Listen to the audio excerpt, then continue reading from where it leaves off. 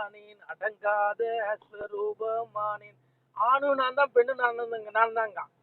எல்லாம் ஆமா ஆமா மச்சமுனி நானும் அப்பா என் மாயச்சொரூபம் அறிவாயோ, உமையானேன் செவிடானேன் இந்த உலகம் எங்கும் நானானேன், பித்தனானேன் பேயனானேன் என் பெருமை அறிவார் யாரும் இல்லைங்க. பித்தன் நான் தான், பேயன் நான் தான், இந்த உலகம் ஆணும் நான் தான். உலகமே அவன் தானேயா, உலகமே அவன் தானேயா. இதுல இந்த உலகத்துல நடக்கிற சம்பவம், கரூர் சம்பவம் எடுத்துருங்க. நானும் இதெல்லாம் ஒரு பெருசா, ஏன்னா உலகம் முழுவதும் என்ன நடக்கணும் அவன் நிச்சயித்திருக்கான், முன்பே தீர்மானிக்கப்பட்ட களி அந்த யுகம் இப்படிதான் அழியணுங்கிறது எல்லாம் முன்பே தீர்மானிக்கப்பட்டிருக்கு. அதனால நம்ம இதுல யாரும் குற்றம் சொல்றதுக்கு எனக்கு மனசு இல்லை. ஏன்னா எல்லாம் கர்ம விதியின்படிதான் நடக்குது. ஆனா அவனவன் கர்மம் அவனவன் கூட வருது, தப்பவே முடியாது. செந்தில் பாலாஜியை குற்றம் சாட்டுறாங்க. செந்தில் பாலாஜி தப்பு பண்ணாரா ஒரு ஈசன் பிடிக்கும் தப்ப முடியாது. என்னென்ன ஆக்கினை உண்டு, கொஞ்சம் நெஞ்சம் கிடையாது. யாரு தப்பு பண்ணாலும் இந்த மக்களும் பாருங்கய்யா, கொஞ்சம் கூட நான் தப்பா நினைச்சுக்காதீங்க. அந்த சுய அறிவுங்கிறது இருக்காங்கிறதே எனக்கு ஏன்னு கேட்டீங்கன்னா, நான் கேக்குறேன் உன்னுடைய இந்த இளைஞர்களை பத்தி கேக்குறேன். ஏன்டா உன் தாய் தந்தையை விட விஜய் உயர்ந்தவனா உனக்கு கேக்குறேன். தாய் தந்தையர் இன்னைக்கு எவனையா தாயை பாக்குறேன் தந்தைய பாக்குறேன் அடிக்க மாட்டான். நதிகளுக்கு தாயா பால் வாங்கி ஊத்துவாங்க.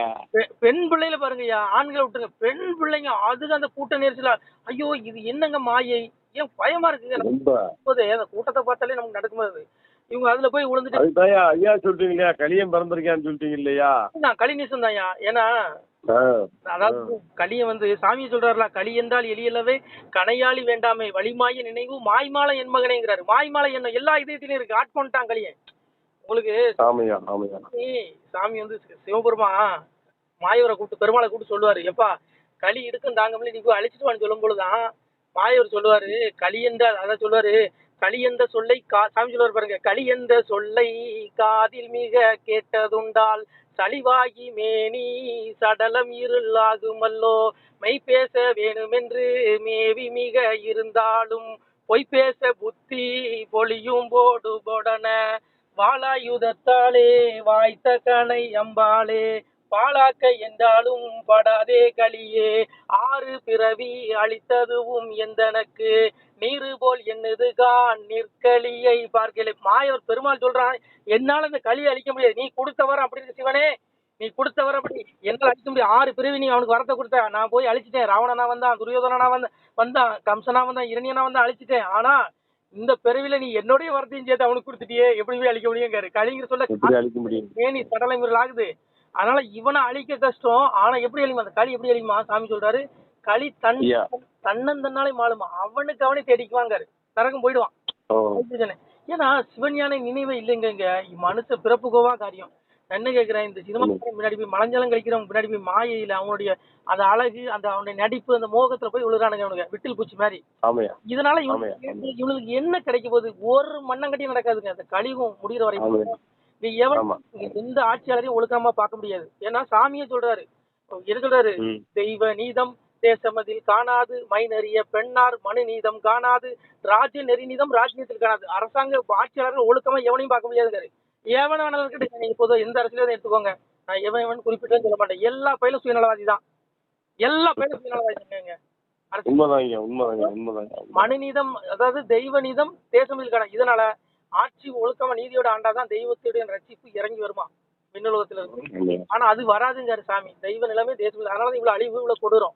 அப்புறம் மைனறிய பெண்ணார் மனு நீதம் காணாது. சாமி சொன்னார் பாருங்க, கள்ளக்கணவருடன் கருத்து மிக மாதிரி இருக்கான். களியில நிறைய எல்லா பெண்களையும் சொல்லல, ஏதோ ஒன்று ரெண்டு நிறைய அந்த மாதிரி சம்பவங்கள் இருக்கு. இன்னைக்கு கூட ஒரு செய்தி வந்திருக்கு, புருஷனை கள்ளக்காரன் வச்சு தீர்த்து கட்டிட்டான்னு சொல்லி. இப்படி எத்தனை செய்திங்க, எத்தனை செய்தி.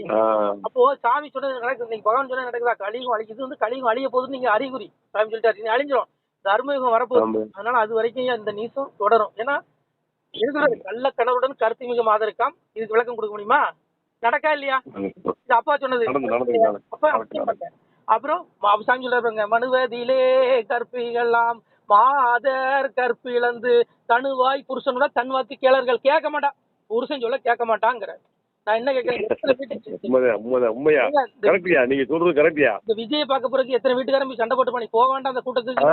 உண்மைதாயா. இந்த நான் இங்க பாருங்க, நான் சொல்ல இது அப்பாவுடைய வார்த்தை, இவ்வளவு கேட்க மாட்டான்னாரு. அததான் சாமி சொன்னாரு, சேவல் கோழி எல்லோ கூவும் என்று சொல்லுவார்கள், பெட்டைதானும் கூவ கண்டேன் சிவனே ஐயா. சேவ கோழி கூறதான் இயல்பு. ஆனா கலியுகத்துல பொட்டை கோழி கூவுது இல்ல, பெட்டை கோழி கூவ ஆரம்பிச்சிருச்சு இல்லையா, கூவ ஆரம்பிச்சுல. இதான் சாமி சொன்னாரு, ஆண் பிள்ளை சாமி சொல்றாரு, ஆண் பிள்ளை மீசையது பெண்ணுக்கு ஆகி வரும் முன்னாலே வெண்தூபம் முக்கோண மாய்பீரகம். நான் இது விளக்கம் கொடுக்க முடியுமா? இது அப்பா சொன்னது, நீங்களே புரிஞ்சுக்கோங்க. ஆண் பிள்ளை மீசையது பெண்ணுக்கு ஆகி வரும். அதெல்லாம் இங்க பாருங்க, அந்த கழிவு அழிகிற வரைக்கும் இதுதான் நடக்கும். இங்க எவன் வந்தாலும் எவன் ஆட்சி வந்தாலும் ஒரு மண்ணாங்கட்டியும் நடக்காது. அப்பா சொல்லிட்டாரு, தர்மயுகம் வர வரைக்கும் இப்படிதான் மகனே இருக்கும். ஆனா தர்மயுகத்துல சாதுக்கள் மட்டும்தான் இருப்பான். சாமி அதையும் சொல்றாரு, மாசு களியறுத்து மக்கள் உரிமித்தவுடன் பாசு பதம் வாங்கி பாலன் கையால் நான் கொடுத்து பூப்பிடுதல் ஒன்றில் குவளையத்தை நான்கிறக்கி சாப்பிடுவேன் நஞ்சை வாழைப்பின் பாலரை. அதாவது இப்ப சாகக்கூடிய ஆத்மாக்கள் அப்பாவை தேடினா முடிச்சதுக்கு போயிருவான், மீது எல்லா பேரும் நரகத்தான் போவான், வரமாட்டான். ஆனா தர்மயுகத்துல சாதுக்களாகிய நல்ல பிள்ளைகளை நல்ல ஆத்மாக்களை நான் வந்து தர்மயுகத்துல படைச்சு வாழ்வு கொடுப்பேங்கிற அந்த கழிவு அழிச்சு, அதாவது மாசு களி அழிக்கப்பட்டது. கழிவு அழியும் போது இந்த அறிகுறி நடக்கணும், நடக்குதா இல்லையா? அதனாலயா இங்க பாருங்க, எல்லாம் நீதான் குறையிட்டீங்க. எவனுக்கும் விளக்கம் கொடுக்க முடியாது. ஒரு பெத்த தாய் மகனுக்கு புத்தி சொல்ல முடியாது, புத்தி சொன்னா கொண்டு போடுவான். அததான் சாமி சொன்னாரு, சாமி மட்டியவர் தாயை மகன் கொள்ளுவார், குட்டி அழித்திடுவாள் கொள்ளுவாள் கொண்டவனை மட்டியவர் தாய் மகன் கொள்ளுவாங்க. ஒரு தாய் ஒரு வார்த்தை திருப்பி பேச மகன் கொண்டான். இதான் களி. இதுதான் ஏன் களி? அப்புறம் என்ன சொல்றாரு, குட்டி எழுத்திருவாள் கொள்ளுவாங்க, கள்ள காதலுக்காக தன்னுடைய குழந்தைகளை கொள்ளுவாளுகளாம். இது அப்பா அன்னைக்கே சொன்னது ஆதியில, கழிவு அழிகிற நாள் இப்படி நடக்கும் மகனே, கழிவு அழிய போதுன்னு நினைச்சுக்கோங்கன்னாரு. நீங்க நடக்கா இல்லையா? இதெல்லாம் அப்பா சொன்னதுயா. இன்னும் சொல்ல மாமியா மருமகள் சண்டை போடுற வரைக்கும் சாமி சொல்றாரு, பண்ணறிய மாமி மருமகளுக்கு மாற்றானாய் மாமி தன்னுள் பூமி தனில் போர் பகையாங்கிற. ஒரு மாமியால் மருமகளும் எப்படி சண்டை போடுவாளுகளாம்? ஒரு நாட்டுக்கு யுத்தம் வந்து அப்படி குடுமி இப்படி அடி, அந்த மாதிரி நடக்குமா? நீங்க நடக்கா இல்லையா? நடக்குதா இல்லையா? இதுதான் களி. கழிய போகுது. இதுல விஜய் வந்தாலும் ஒண்ணும் கிழிக்க முடியாது, எவன் வந்தாலும் கிழிக்க முடியாது. சும்மா இவனுக்கு குடிக்கலாம், நான் வந்தா நல்லாச்சு கொடுத்துருவேன். ஏன் இங்க பாருங்க ஐயா, இறைவன் எவனும் கொடுக்க மாட்டான். இறைவன் ஒருத்த பொய்யாகுமா? வரிக்கு ஒரு மருந்து மாத்திரைக்கு வரி போடுறானுங்க, இவனெல்லாம் விளங்குவானுங்களாங்க, உருப்போடுவானுங்களா? ஒரு ஏழையை நீ ரேஷன் கடையில் நீ ஒரு மயிரும் கொடுக்க, ஒரு மண்ணாங்கட்டியும் கொடுக்க வேண்டாம்டா, நீ மருந்து மாத்திரை இலவசமா கொடுறா, அந்த மக்கள் பொழைச்சிக்குவாங்க. உண்மையா இல்லையா? எதுவுமே தெரியலங்க. யார குறைச்சல, எந்த கவர்மெண்டையும் நான் குறைச்சு வர, எல்லா பேரும் அப்படிதான் அதிபர்கள். அதாவது வீடு வாசல் இருக்கிறது அங்கங்க பிச்சை வாங்கி சாப்பிட்டு படுத்திருப்பான். அவன் தான் உண்மையான சாமியாரு. அவனை கும்பிட்டா நம்ம சிவனாகிய எண்ணெய் வணங்குவதற்கு சமம். அதான் இறப்ப சொல்றாரு, வருவோம்னா பரப்பன இறப்பனை கை கொண்டார் இணையத்தார் மாமுனியே பரப்பனை கை கொண்டார் பரமையை தர முடியாது. அதாவது வீடு வாசல் இருக்கிறது அங்கங்க பிச்சை வாங்கி சாப்பிட்டு கிடப்பான். அவன் தான் பரதேசமா தெரியும்னு சொல்லுவான் தெரியுமா? அவன் உண்மையான சாமியாரு. ஆனா நம்ம ஆளுக்கு யார்ட்ட இறந்து குடிப்பானா பிச்சைக்காரன் குளத்துல ஆண்டி குளத்துல அங்கங்க இருப்பேன்னாரு. நம்ம ஆளுக்கு அவனை கும்பிட மாட்டான். எவன்லாம் டிவில விளம்பரம் பண்றான், எவன்லாம் கைய மடக்கிட்டு ஆசீர்வாதம் பண்றான், அவனதான் வளர்க்கிறான். அவன் யோகி கிடையாது, போகி மரத்தடியில உழுந்து கிடப்பான், அப்படியே கிழிஞ்சு ஆடையோட படுத்திருப்பான். அவன் தான் உண்மையான சாமியார். அததான் அப்பா சொல்றாரு. ஆனா அவனுக்கு எவனும் நம்ப மாட்டாங்க. சாமியார்னா பெரிய தங்க ஆசனத்துல உட்கார்ந்து இருக்கணும், உத்ராட்சத்தை தங்கத்துல கோர்த்து உத்ராட்சத்தை போட்டிருக்கணும். இவனதான் நம்புறான். இவன் யாரு? இவன் கள்ள உபதேசக்காரன். சாமி அப்பா சிவபெருமான் சொல்ற பாருங்க, நந்தன் நான் என்பான், நாரன் இருக்கோன் ராமன் என்பான், முன் உதித்த சுவாமிகட்கு பின் உதித்து வந்தேன் என்பான், கனலில் இருப்பேன் என்பான், கடலில் நடப்பேன் என்பான். இப்படி அற்புதம் பண்ணும், அதை பண்ணும், இதை பண்ணும் சொல்லக்கூடிய மந்திரவாதி பண்ணக்கூடிய கூட்டத்தை நம்புவானுங்களாம். ஆனா உண்மையான வீடு வாசல் இருக்க பிச்சை எடுத்து சாப்பிட்டு ரோட்டரம் படுத்திருப்பான். அவன் தான் உண்மையான சாமியாரு. அவனை வணங்க சிவனாகி என்ன வணங்குறதுக்கு சமங்கிற அப்பா சொல்றான். அவன் தான் சிவன். ஆனா அவன் நம்ப மாட்டாரு நம்ம ஆளு. அவன் ரோட்டோரம் படுத்திருப்பான் எங்கேயாவது. நானும் அவங்களதான் வணங்க, நானும் சாமியார் சொல்லுவேன். ரோட்டோரத்துல படுத்துருக்கா தெரியுமியா? அவங்களதான் வணங்கணும். அவருடைய படுக்கை அவருக்கு அந்த சொர்க்கம் அவருக்கு தானே தெரியும். அதுதான் உண்மை. நன்றியா. சிவாய நம. திருச்சிட்டம்பலம், தில்லையம்பலம், பொன்னம்பலம். சிவாய நம. உறவுகளே, சிவ அன்பர்களே, தற்போது தாங்கள் இந்த வீடியோவில் பார்க்கக்கூடிய இடத்துல ஒரு சிவாலய திருப்பணி ஒன்று நடந்து கொண்டிருக்கிறது. இந்த இடத்துல பார்த்தீங்கன்னா முன்பு ஒரு காலத்தில் வந்து ஒரு சிவாலயம் இருந்திருக்குது. அதாவது இந்த ஏரியா வந்து இப்போ வந்து ஒரு தென்னை மரங்கள் பனை மரங்கள் சூழ்ந்த காடாக இருக்கிறது. முன்பொரு காலத்தில் இங்கே ஒரு ஊர் இருந்ததாக சொல்கிறாங்க. ஆனால் இப்போது சுற்று வட்டாரத்தில் 5 கிலோமீட்டர் சுற்றளவில் ஊரே கிடையாது, காடு. இப்போ இந்த இடத்துல ஒரு சிவாலயம் வந்து அமையிருக்கிறது.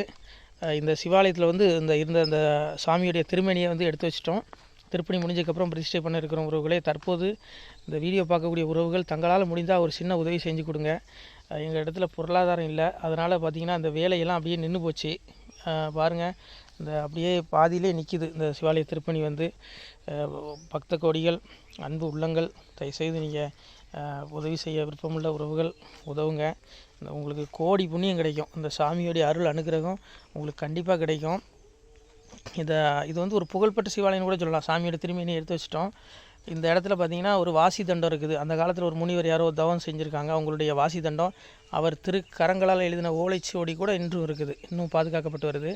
அது கோயில் திருப்பணி முடிஞ்சதுமே அதையும் நாங்கள் அந்த வழிபாட்டுக்கு வச்சுடுவோம்.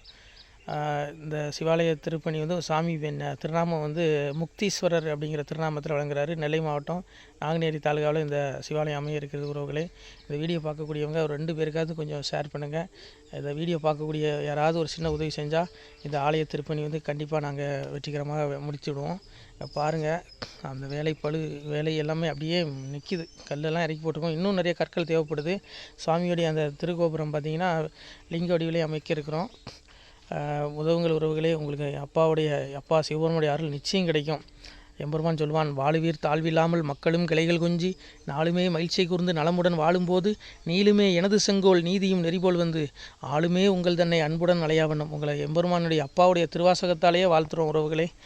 ஆணுடன் பெண்ணும் பெற்று அதிகமாய் செல்வமாகி தானுடன் நினைவுமுற்று தர்மமும் நெறியும் கற்று வேணும் நீள் காலமெல்லாம் வெள்ளியர் உடனே வாழ்ந்து போனுதல் கமலநாதன் பொற்பதம் பெற்று வாழ்வீர்.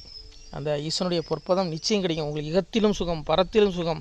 உங்களுடைய கர்ம வினைகள் மன்னிக்கப்பட்டு உங்களுக்கு நிச்சயம் மோட்ச வீடு கிடைக்கும். இகத்தில் பூரண ஆயுளுடன் நோய் நொடி இல்லாமல் வாழ்ந்து நீங்கள் பரவாழ்வும் பெறுவீர்கள் உறவுகளே.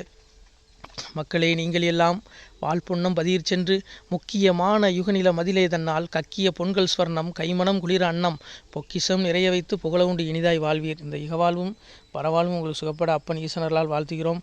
இந்த திருப்பணிக்கு உதவி செய்ய ஒரு ஜிபே எண் சொல்கிறோம். இந்த எண்ணில் நீங்கள் உதவலாம்.